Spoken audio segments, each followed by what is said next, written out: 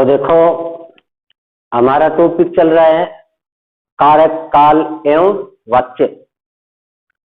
कारक हमारे पूरे हो गए। काल में हम पढ़ रहे हैं भविष्यत काल, क्योंकि वर्तमान काल पूरा हो गया। वर्तमान काल के बाद हमने पढ़ा भूतकाल, भूतकाल पूरा हो गया। अब हमारा अगला बिंदु है भविष्यत काल। भविष्यत काल देखो, भविष्यत काल किसे कहते हैं? भविष्य यानी आगे आने वाले समय में, भावी समय में क्रिया के जिस रूप से कार्य का आगामी समय में या आगे आने वाले समय में संपन्न होना पाया जाता है, उसे भविष्यत काल कहते हैं। क्रिया के जिस रूप से आगे आने वाले समय में कार्य का संपन्न होना पाया जाता है, उसे भविष्यत काल कहते हैं। जैसे राम पुस्तक पढ़ेगा, वह जयपुर जाएगा, वह खेलेगा, खाएगा। इस प्रकार आगे आने वाले समय में कार्य अगर संपन्न हो रहा है तो भविष्यत काल होगा। तो देखो भविष्यत काल है क्रिया के जिस रूप से, क्रिया के जिस रूप से यह ज्ञात होता है कि कार्य आगे आने वाले समय में होगा, उसे भविष्यत काल कहते हैं। होगा उसे भविष्यत काल कहते हैं। तो ये भविष्यत काल की परिभाषा, यानी भविष्यत काल किसे कहते हैं? क्रिया के जिस रूप से यह ज्ञात होता है कि कार्य आगे आने वाले समय में होगा, उसे भविष्यत काल कहते हैं। भविष्यत काल जैसे बताया ना कि राम पुस्तक पढ़ेगा, वह नाटक प्रतियोगिता में भाग लेगा, वह जयपुर जाएगा। यानी आगे आने वाले समय में कार्य अगर हो रहा है तो कौन सा काल होगा? भविष्यत काल।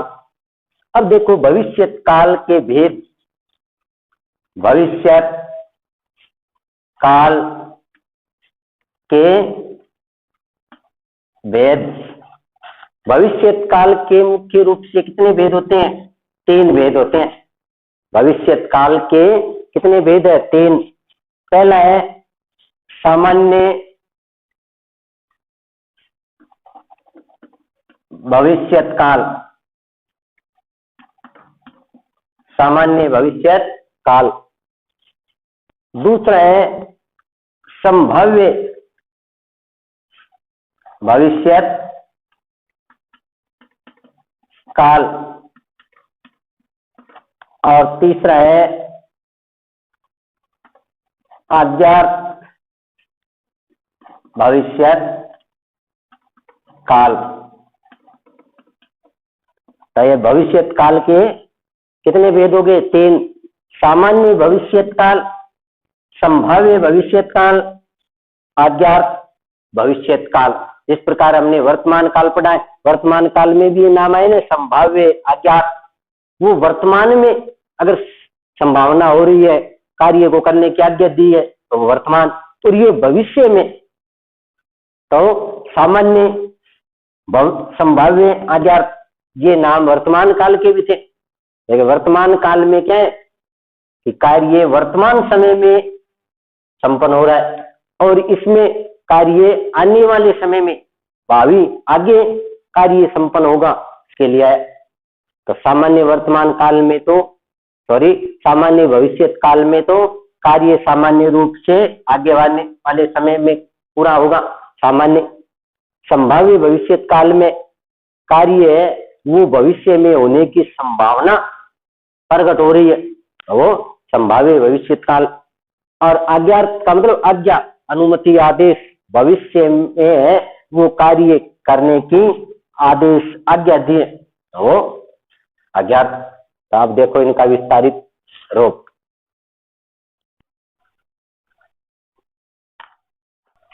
तो अब देखो इनका विस्तारित रूप ऐसे है।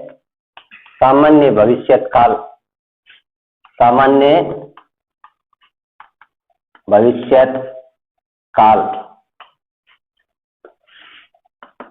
देखो सामान्य भविष्यत काल क्रिया के जिस रूप से उसके व्यापार के सामान्य रूप से आगामी समय में संपन्न होने का बोध होता है, वहां सामान्य भविष्यत काल होता है। सामान्य भविष्यत काल में क्या होता है? क्रिया के जिस रूप से, क्रिया के जिस रूप से उसके व्यापार का सामान्य रूप से या सामान्यतः सामान्य रूप से आगामी समय में होना पाया जाता है, उसे सामान्य भूतकाल कहते हैं।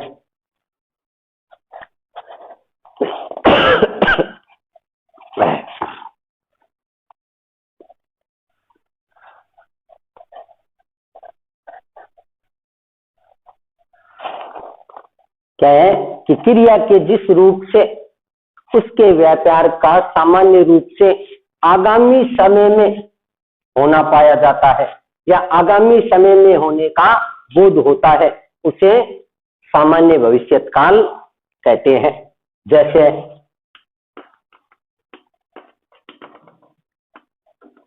हनुमान नाटक प्रतियोगिता में भाग लेगा।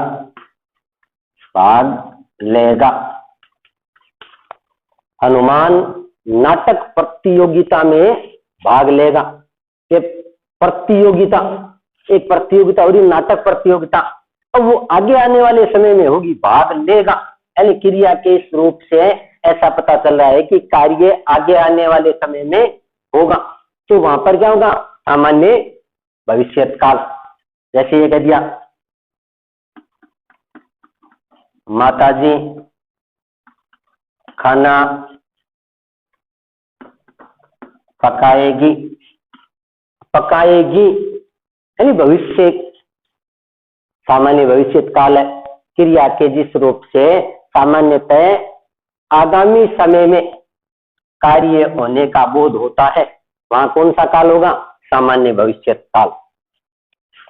अब देखो भविष्यत काल का दूसरा भेद, संभाव्य भविष्यत काल। संभाव्य भविष्यत काल, देखो संभाव्य भविष्यत काल नाम से पता चला, संभाव्य संभावना यानी आगामी समय में कार्य के होने की क्या है? संभावना। तो देखो क्रिया के जिस रूप से, क्रिया के जिस रूप से कार्य का आने वाले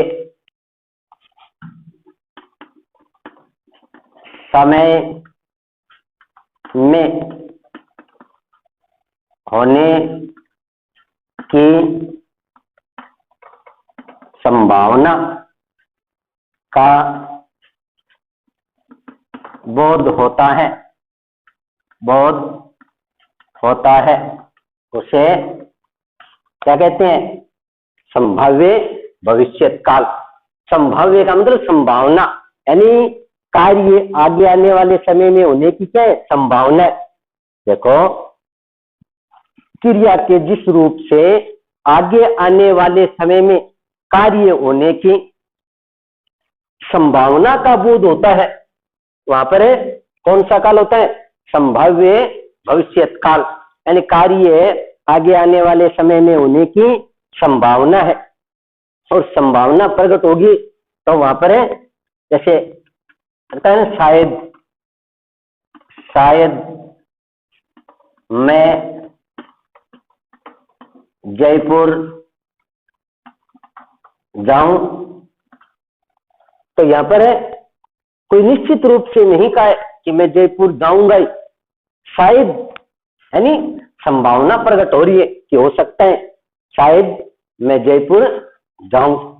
तो संभाव्य भविष्यत काल क्रिया के जिस रूप से कार्य का आने वाले समय में होने की संभावना का बोध होता है, संभावना प्रकट की जाती है, वहां पर कौन सा काल होता है? संभाव्य भविष्यत काल। अब देखो तीसरा,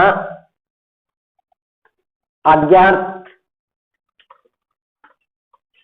भविष्यत काल। अज्ञात भविष्यत काल नाम से पता चले, अज्ञात, आज्ञा, अनुमति, आदेश, यानी क्रिया के जिस रूप से उसके आगामी समय में पूर्ण करने की आज्ञा दी गई है, आज्ञा का बोध हो, उसे क्या कहते हैं? अज्ञात भविष्यत काल। तो देखो, क्रिया के जिस रूप से, क्रिया के जिस रूप से कार्य का आने वाले या भविष्य आने वाले समय में करने की आज्ञा का बोध हो, उसे अज्ञात भविष्यत काल कहते हैं। क्रिया के जिस रूप से कार्य का आगामी समय में या आगे आने वाले समय में करने की आज्ञा का बोध हो, आज्ञा दी गई हो, वहां पर है अज्ञात भविष्यत काल। क्रिया के जिस रूप से कार्य का आगे आने वाले समय में पूर्ण करने की, यहाँ पर ये भी लिख सकते हैं, पूर्ण करने की आज्ञा के स्वरूप का बोध हो, उसे अज्ञात भविष्यत काल कहते हैं। अज्ञात का मतलब कोई आज्ञा दी गई हो, जैसे आप अवश्य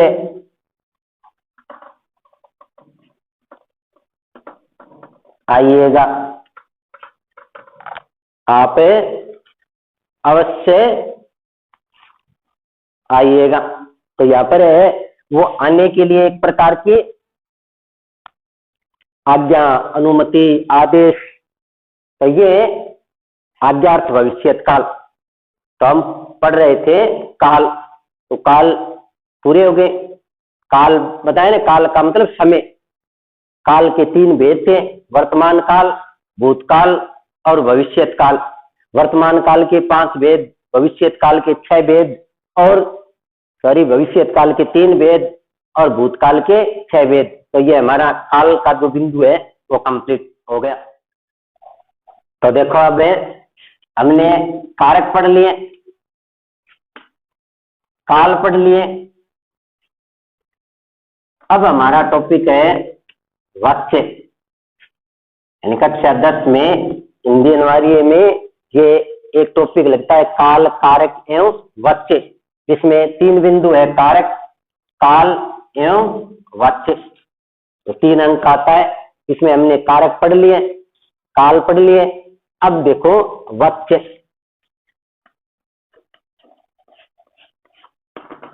वाच्य, वाच्य देखो, वाच्य का मतलब क्या होता है? बोलने का विषय। वाच्य, वाच्य किसे कहते हैं? देखो, वाच्य का अर्थ क्या है? बोलने का विषय। वाच्य का अर्थ है बोलने का विषय। वाच्य का अर्थ क्या है? बोलने का विषय। वॉइस, इंग्लिश में बोलते हैं वॉइस। तो देखो, वाच्य किसे कहते हैं? कि क्रिया के जिस रूप से ये पता चलता है, क्रिया के जिस रूप से ये पता चलता है कि क्रिया के होने का प्रधान विषय कर्ता है, कर्म है या भाव है, उसे क्या कहते हैं? वाच्य कहते हैं। यानी क्रिया का लिंग वचन किसके अनुसार आया है? कर्ता के अनुसार आया है, कर्म के अनुसार आया है, भाव के अनुसार, तो उसे क्या कहते हैं?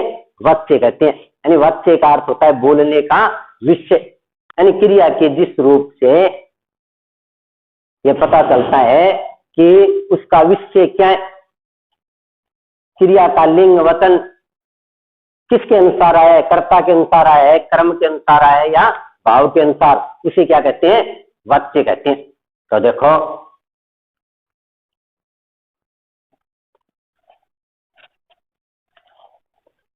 परिभाषा देखो,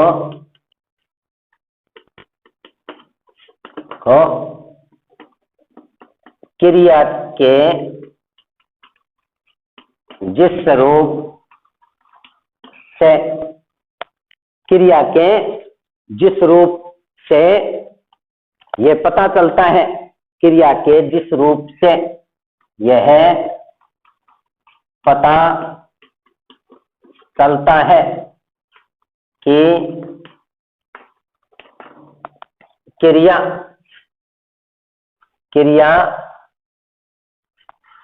के द्वारा, यानी क्रिया के जिस रूप से यह पता चलता है कि क्रिया के द्वारा जो कार्य किया गया है, क्रिया के द्वारा जो कार्य किया गया है उसका विषय कर्ता है, कर्म है या भाव है, उसे वाच्य कहते हैं। वाच्य किसे कहते हैं? कि क्रिया के जिस रूप से यह पता चलता है कि क्रिया द्वारा जो कार्य किया गया है उसका विषय कर्ता है, कर्म है या भाव है, उसे क्या कहते हैं? वाच्य कहते हैं। यानी क्रिया के जिस रूप से यह पता चलता है कि क्रिया द्वारा वाक्य में जो कार्य किया गया, यहाँ पर यह भी लिख सकते हैं, क्रिया द्वारा वाक्य में जो कार्य किया गया है उसका प्रधान विषय कर्ता है या कर्म है या भाव है, उसे क्या कहते हैं? वाच्य। यानी वाक्य में क्रिया के रूप से हमें पता लगे कि क्रिया का प्रधान विषय क्या है, क्रिया का लिंग वचन किसके अनुसार आया है। अगर कर्ता के अनुसार आया है तो वो कर्तृवाच्य है, अगर कर्म के अनुसार आया है तो कर्मवाच्य है, अगर न कर्ता के अनुसार आया और न ही कर्म के अनुसार बल्कि अर्थ की प्रधानता है, भाव की प्रधानता है, तो वो भाववाच्य। तो इस आधार पर वाच्य के कितने भेद हो गए? देखो, वाच्य के भेद वाच्य के कितने भेद होते हैं? 3। तो वाच्य के 3 भेद हैं। कौन कौन से? एक है कर्तृवाच्य, दूसरा है कर्मवाच्य और तीसरा है भाववाच्य। वाच्य के कितने भेद हो गए? 3 भेद, कर्तृवाच्य, कर्मवाच्य और भाववाच्य। वाच्य के कितने भेद होते हैं? 3, कर्तृवाच्य, कर्मवाच्य, भाववाच्य। मुख्य रूप से हम देखें, कर्तृवाच्य नाम से पता चला या कर्ता की प्रधानता है, क्रिया का लिंग वचन कर्ता के अनुसार आया है, कर्तृवाच्य। कर्मवाच्य नाम से पता चला कर्म, जहाँ क्रिया का लिंग वचन कर्म के अनुसार आया है, जिस वाक्य में कर्म की प्रधानता है। कर्ता तो वहां पर क्या है? गुण है या कर्ता लुप्त है, कर्मवाच्य। भाववाच्य जिसमें न कर्ता की प्रधानता होती है न कर्म की, बल्कि भाव यानी क्रिया का अर्थ है उसकी प्रधानता होती है, वो क्या है? भाववाच्य। देखो देखो कर्तृवाच्य, कर्तृवाच्य, कर्तृवाच्य में देखो कि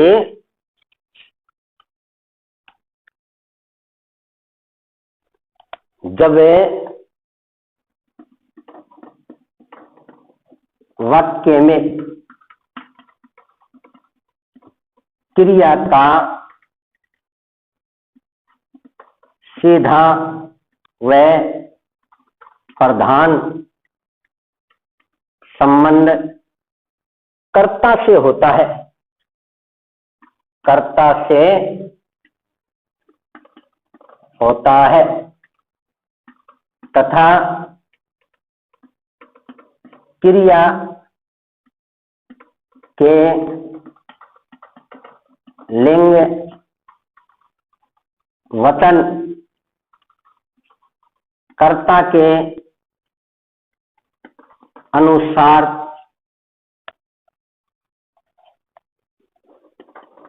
आए हैं, उसे कर्तृवाच्य कहते हैं। कर्तृवाच्य किसे कहते हैं? यानी वाक्य में जब क्रिया का सीधा संबंध वह प्रधान संबंध किससे होता है? कर्ता से होता है। जब वाक्य में प्रयुक्त क्रिया का सीधा व प्रधान संबंध कर्ता से होता है, तथा क्रिया के लिंग वचन कर्ता के अनुसार आए। अगर कर्ता पुल्लिंग है तो क्रिया पुल्लिंग, कर्ता स्त्रीलिंग है तो क्रिया स्त्रीलिंग, कर्ता एक वचन है तो क्रिया एक वचन, कर्ता बहुवचन है तो क्रिया बहुवचन। यानी कर्ता के अनुसार क्रिया के लिंग वचन आए हैं, तो वहां पर कौन सा कारक होता है? नावाच्य होता है, कर्तृवाच्य। तो ये कर्तृवाच्य, कर्तृवाच्य जहां पर कर्ता की प्रधानता होती है, क्रिया का लिंग वचन कर्ता के अनुसार आया है, वहां पर कौन सा का वाच्य होता है? कर्तृवाच्य। जब वाक्य में क्रिया का सीधा और प्रधान संबंध कर्ता से होता है एवं क्रिया के लिंग वचन कर्ता के अनुसार आए, उसे कर्तृवाच्य कहते हैं। देखो कह दिया नरेश स्कूल जा रहा है, जैसे अगर नरेश स्कूल जा रहा है, जा रहा है। अब नरेश पुल्लिंग है, एक वचन है, तो क्रिया भी क्या है? पुल्लिंग एक वचन। जैसे नरेश स्कूल जा रहा है, अब यहां पर है वो स्त्रीलिंग करेंगे तो क्रिया बदल जाएगी। जैसे यहां कह दिया सीता स्कूल जा रही है, तो स्त्रीलिंग है तो क्रिया भी क्या होगी? स्त्रीलिंग। अगर यहाँ पर बहुवचन कर दे तो क्रिया भी क्या हो जाएगी? बहुवचन। जैसे कह दिया ये स्कूल जा रहे हैं, तो कहने का मतलब है यहाँ पर कर्ता के अनुसार क्रिया चल रही है, यानी क्रिया का जो रूप है वो किसके अनुसार चल रहा है? कर्ता के अनुसार। तो जब वाक्य में प्रयुक्त क्रिया का सीधा व प्रधान संबंध किससे होता है? कर्ता से होता है। क्रिया का लिंग वचन किसके अनुसार है? कर्ता के अनुसार है। वहां पर कौन सा कारक होता है? कर्तृवाच्य। सॉरी वाच्य, कर्तरी वाच्य। तो ये कर्तरी वाच्य। जैसे कह दिया लड़कियां दूध पीती है, तो यहाँ पर है वो याद है लड़कियां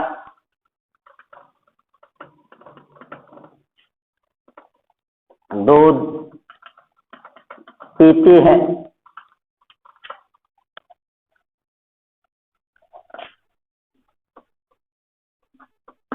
तो अब यहाँ पर स्त्रीलिंग है, तो यह स्त्रीलिंग। अगर यहाँ पर पुल्लिंग होता, यह होता लड़के या लड़का, तो यहाँ पर दूध पीता है। तो यह है कर्तृवाच्य, जिसमें कर्ता की प्रधानता होती है। क्रिया का लिंग वचन कर्ता के अनुसार आए, वहां पर है कर्तृवाच्य। अब दूसरा देखो कर्मवाच्य। देखो कर्मवाच्य, देखो जब वाक्य में सीधा व प्रधान संबंध कर्म से होता है, कर्म से होता है, उसे क्या कहते हैं? कर्मवाच्य। जब वाक्य में, और यहाँ पर एक बात ये लिख लो, जब वाक्य में क्रिया का, जब वाक्य में क्रिया का, जब वाक्य में क्रिया का सीधा व प्रधान संबंध कर्म से होता है, वाक्य में प्रयुक्त है जो कर्म है, कर्म से होता है, उसे तथा क्रिया के लिंग वचन कर्म के अनुसार, कर्म के अनुसार आए हैं, वहां कर्मवाच्य होता है। वहां कौन सा वाच्य होता है? कर्मवाच्य। देखो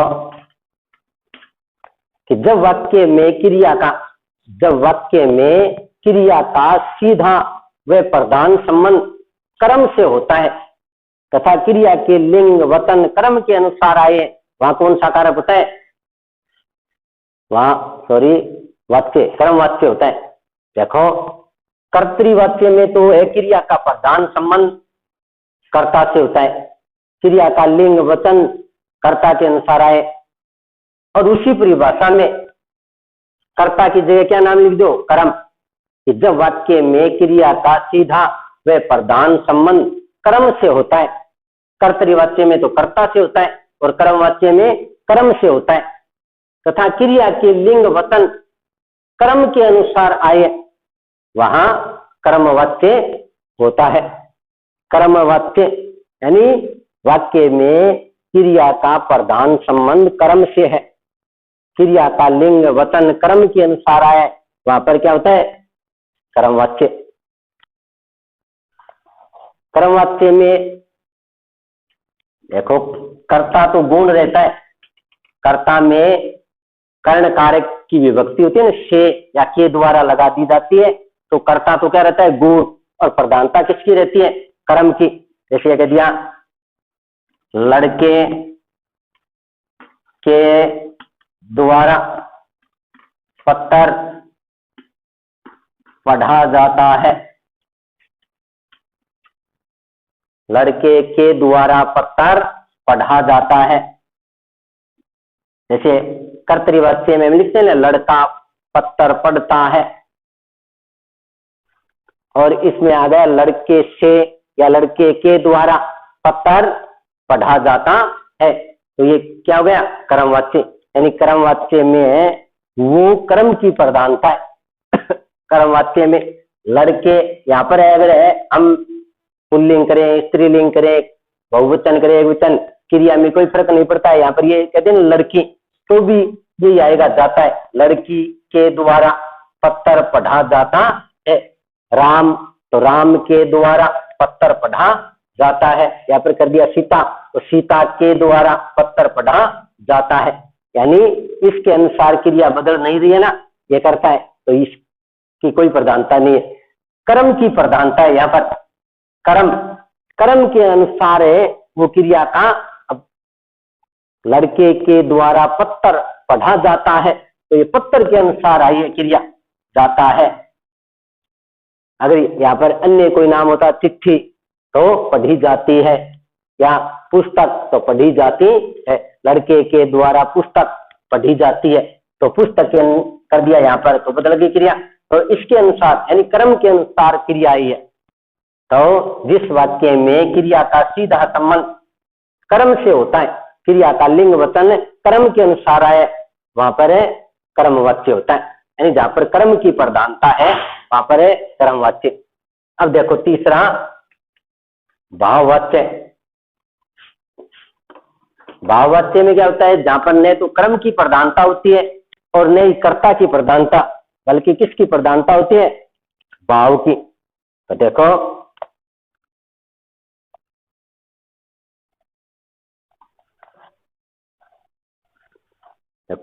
क्रिया के जिस रूप से, क्रिया के जिस रूप से यह पता चलता है कि वाक्य में भाव की प्रधानता है, भाव की प्रधानता है, अर्थात है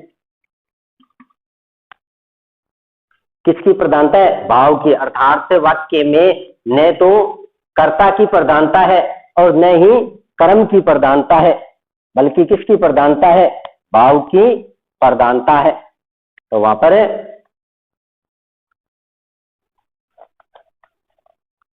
क्रिया के जिस रूप से यह पता चलता है कि वाक्य में भाव की प्रधानता है, अर्थात वाक्य में प्रमुख विषय क्या है, भाव है, भाव की प्रधानता है। अर्थात है वाक्य में न तो कर्ता की और न ही कर्म की, बल्कि क्रिया के अर्थ की प्रधानता है, वहां भाववाच्य होता है। यानी वाक्य में न तो कर्ता की प्रधानता है और न ही क्रिया कर्म की प्रधानता है, बल्कि क्रिया के अर्थ की या भाव की प्रधानता है, वहां पर भाववाच्य होता है। यानी क्रिया के जिस रूप से यह पता चलता है कि वाक्य में क्रिया का प्रमुख विषय क्या है, भाव।